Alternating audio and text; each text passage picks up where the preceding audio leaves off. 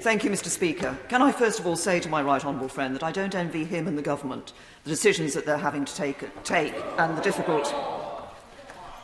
difficult position that they find themselves in. This pandemic has challenged governments across the world, and ministers have been under relentless pressure in dealing with this issue.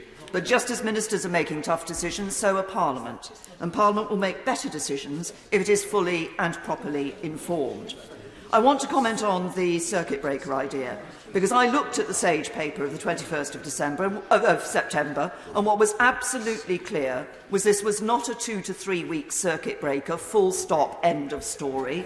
It would have had to have been repeated, possibly again and again and again, and I doubt if any economy could have borne the irreparable damage that would have done, with the impact on lives that would have had, which would have been significant.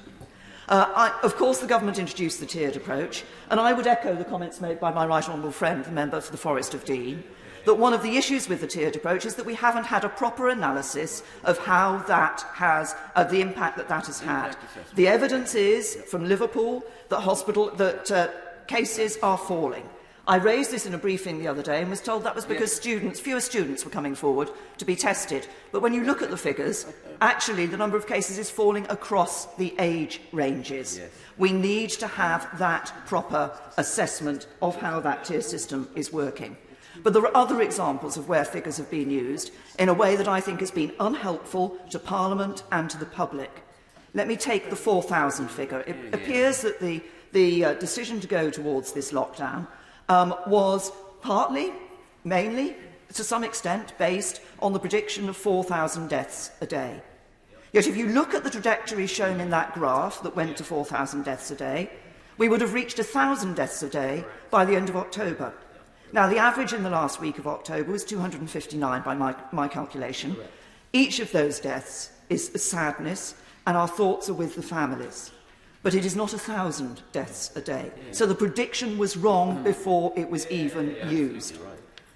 And this leads to a problem for the government, because for many people it looks as if the figures are chosen to support the policy rather than the policy being based on the figures. So we need these proper analyses. I say that to my right honourable friend. We need to know the details behind these models. We need to be able to assess the validity of those models.